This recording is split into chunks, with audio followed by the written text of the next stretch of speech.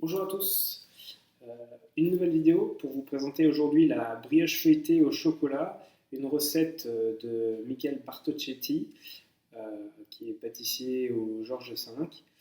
Euh, vous avez vu les photos passer sur le compte Instagram du lycée où j'ai essayé de refaire la recette puisque c'était un challenge food pâtisserie euh, qu'il y a eu ces derniers jours dans les réseaux sociaux, sur les réseaux sociaux. J'ai voulu essayer la recette avant de vous la proposer. Je vais la modifier quelque peu par rapport à ce que j'ai pu constater lors du premier essai. Et puis on va voir ce que ça donne cette fois-ci. Il va donc nous falloir 375 g de farine avec 20 g de poudre de cacao non sucrée et 40 g de beurre doux. On va tout mettre ensemble. À ça, on va rajouter 8 g de sel que j'ai juste là et 33 g de sucre, 20 g de levure et pour hydrater tout ça, dans la recette que j'ai récupérée sur internet, alors c'est peut-être pas forcément la recette de Michele Bartocchetti, mais dans la recette que j'ai récupérée, que j'ai trouvée sur le compte de Food Pâtisserie, il mettait que du lait. En mettant que du lait, pour moi, c'est pas vraiment de la brioche. Donc j'ai changé mon hydratation. À la place de mettre du lait, je mets essentiellement de l'œuf. Il faut 212 g de liquide, donc j'ai mis 200 g d'œuf et j'ai complété avec du lait pour aller jusqu'à 212. Et je vais donc mettre tous ces ingrédients à phraser en première vitesse pendant 4 minutes. Et une fois que ça sera phrasé, je vais effectuer un pétrissage en deuxième vitesse pendant 6 minutes. Ma brioche est pétrie, 4 minutes en première, 6 minutes en deuxième. On pense toujours à contrôler la température. J'ai une pâte qui sort à 24. Je vais maintenant la laisser pointer pendant 30 minutes. Au bout de 30 minutes, je mettrai un rabat. Je la laisserai pointer 20 minutes. Je l'étalerai en rectangle et je la laisserai 12 heures à 4 degrés avant de donner un tour simple, enfin 3 tours simples. Là, on est parti pour 30 minutes de pointage. Une demi-heure s'est passée. On va donc maintenant effectuer un rabat.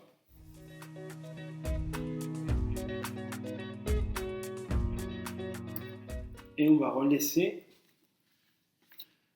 encore 20 minutes avant de la baisser en rectangle. Et je vais venir terminer pour ce soir en mettant ma pâte, en abaissant ma pâte en rectangle, de manière à ce qu'elle soit bien froide pour pouvoir attaquer le tourage demain matin.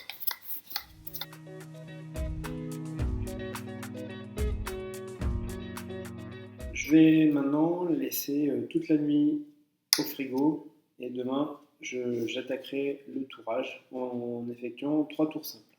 J'ai donc incorporé mon beurre et effectué 2 tours simples. Je vais faire le troisième là dans la vidéo. Je n'ai pas tout filmé puisque vous pouvez retrouver les étapes pour incorporer le beurre et puis tourer. Vous pouvez retourner voir la vidéo.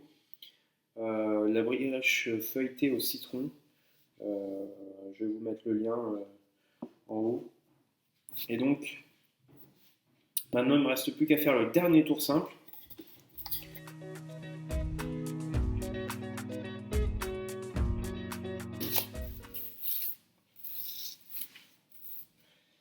Je vais le relaisser encore 1 heure au frigo, histoire que ma pâte soit bien froide pour après pouvoir détailler mes bandes de pâte pour après faire le tressage.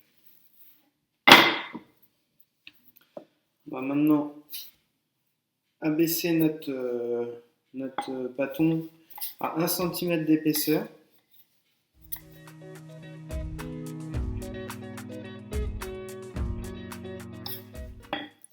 Bon, ça sert à rien de faire un bâton très long, parce qu'après ça va nous faire des grandes tresses et il faudra qu'on les coupe pour mettre dans notre cercle, donc ça sert pas à grand chose. On va partir sur 25 cm. Là j'ai mon cercle de 20, on va se dire 25 cm de long, histoire qu'en tressant ça va se rétrécir un petit peu, mais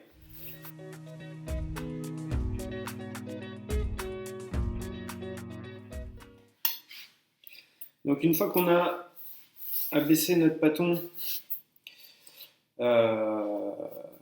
à 1 cm d'épaisseur, on va venir maintenant se faire des bandes de 1 cm.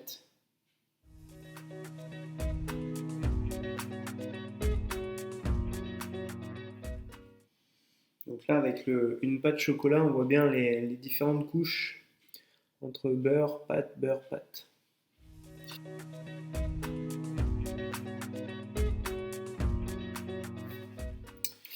Et on va donc maintenant s'effectuer plusieurs tresses avec le côté feuilletage apparent.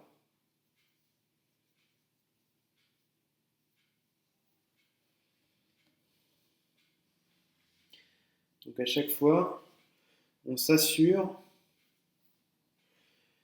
de bien avoir le feuilletage visible. Donc il faut tourner un petit peu notre morceau de pâte pour pouvoir avoir quelque chose d'assez joli.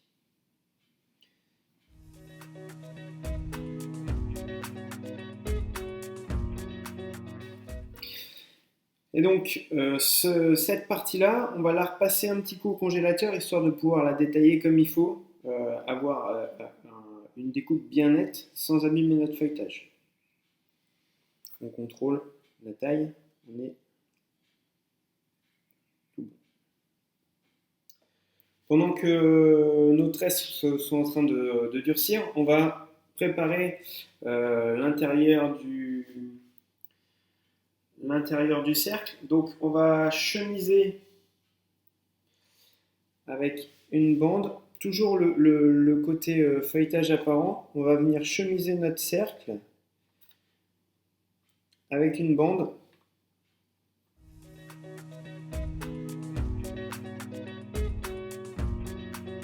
Donc là, sur tout mon tour de cercle, j'ai une bande d'1 cm d'épaisseur de feuilletage.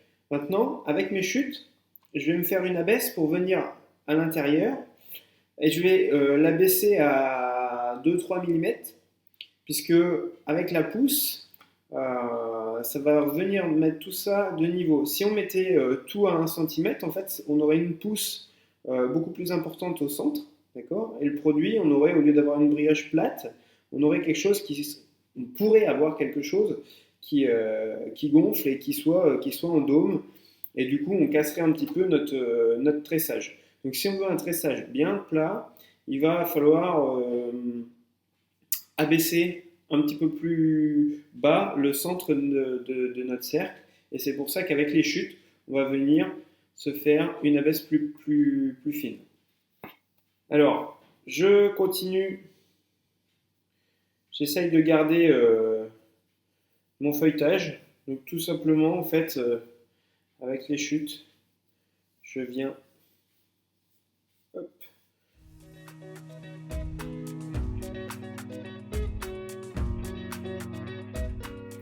Donc là j'ai comme un fond de tarte un rebord d'1 cm et une abaisse plus fine au centre. Maintenant on va pouvoir détailler notre tressage pour venir le poser par-dessus.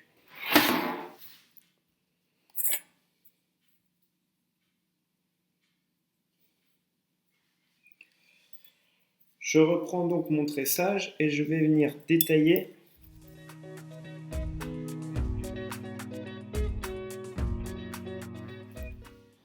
Et je vais donc replacer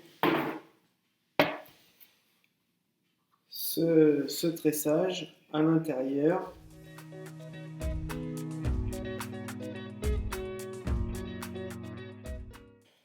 Et maintenant, on va laisser pousser entre 2h et 2h30 à température ambiante pour ensuite pouvoir le cuire à 180 degrés.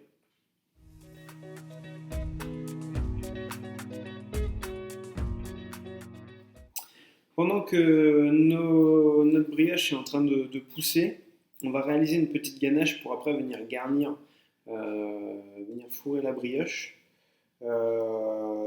75 de chocolat fondu partiellement, 75 de crème chauffée avec 15 g de miel.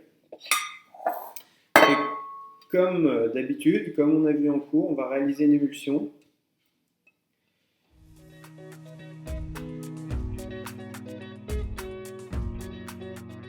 Pour garnir la brioche, on va donc utiliser cette ganache. On pourrait très bien, pourquoi pas, utiliser du gianduja. Alors, à la maison, le gianduja, on peut le trouver en grande surface. Nestlé propose des tablettes de chocolat praliné. Bon, bah, c'est un gianduja. Donc on peut très bien fondre partiellement ce gianduja et puis garnir après notre brioche avec. Ou faire cette ganache, ou alors, pourquoi pas aussi, reprendre la vidéo de la confiture de lait, et puis prendre cette confiture de lait et garnir la brioche avec la confiture de lait, pour avoir une brioche chocolat caramel, pour avoir une brioche tout chocolat, pour avoir une brioche chocolat praliné en mettant du gianduja à l'intérieur. C'est possible, après libre à vous de faire ce que vous avez envie et les goûts que vous avez envie de retrouver dans votre brioche. On va donc maintenant réaliser un caramel à sec, puisque ce caramel va nous servir à faire briller notre brioche et à la caraméliser un petit peu en sortie de cuisson. Pour le caramel à sec, je rappelle, casserole chaude, et on vient tapisser le fond de notre casserole avec du sucre.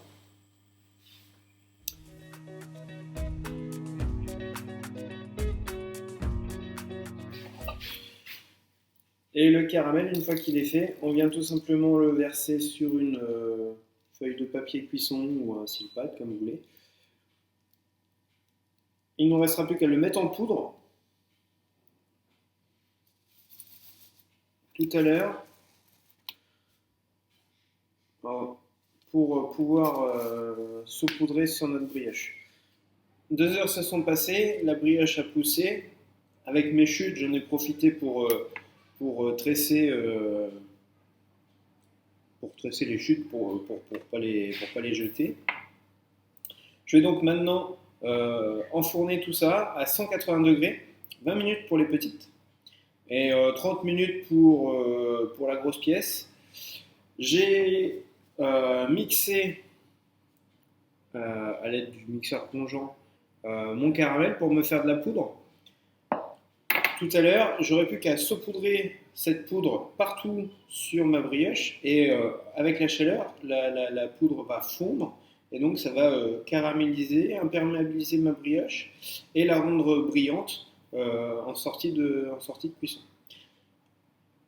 Là, c'est parti pour la cuisson à 180 degrés, 30 minutes à peu près, 30-35 minutes et 20 minutes pour les petites pièces. J'ai donc eu mes 30 minutes de cuisson sur la brioche.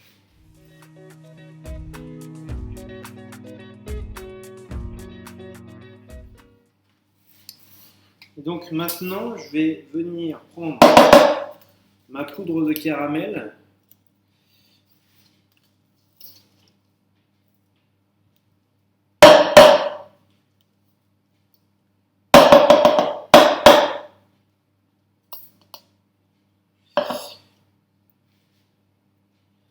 Et je vais venir en mettre partout dessus.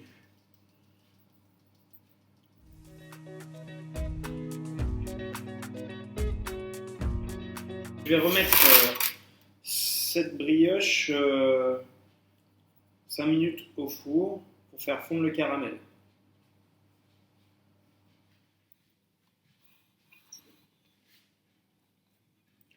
J'ai repassé ma brioche 5 minutes avec le caramel, donc on voit ça la rend brillante. En plus, ça lui rapporte un petit côté sucré puisque la poudre de cacao, ça donne pas mal d'amertume. Sans ce caramel-là, la brioche, elle est un peu fade. Donc le fait de rajouter le caramel, ça va redonner un petit croustillant et un petit côté sucré supplémentaire. Donc j'ai fait mes pré-trous pour pouvoir garnir avec ma ganache. Donc la ganache que j'ai réalisée tout à l'heure, elle reste voilà, un peu pâteuse. Hein. C'est plus facile pour garnir. Si on la fait trop liquide, on risque de passer à travers la brioche et de couler de l'autre côté. Donc ça sert à rien.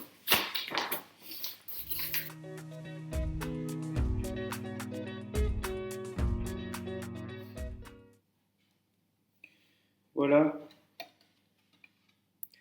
cette brioche feuilletée au chocolat garnie de ganache. Voilà tous les détails de cette recette. Comme la brioche feuilletée au citron, comme le feuilletage, comme la pâte levée feuilletée pour les croissants. On prend bien le temps de passer nos pâtes au frigo. On travaille sur 2 jours pour que notre détrempe elle ait bien 12 heures de pointage à 4 degrés. On peut remplacer la ganache chocolat par du jus d'uja, par de la confiture de lait, un caramel mou, par ce que vous voulez. Je pense même qu'on peut incorporer en insert avant la cuisson des barres comme les barres pour les pains au chocolat. C'est un petit clin d'œil aussi pour les anciens élèves, puisque c'était Juliette qui avait participé au challenge food pâtisserie et qui avait mis ça dans ses stories sur Instagram. Du coup, c'est ça qui m'a donné envie de le faire, donc je profite de cette vidéo pour saluer tous les anciens élèves, tous autant qu'ils sont, et qui suivent un petit peu l'Instagram du lycée et puis cette chaîne YouTube. Je vous dis donc à bientôt pour une prochaine vidéo et pour mes élèves, à demain pour la reprise des cours, toujours confinés, en espérant que ça s'arrête bientôt puisque ça commence à être long.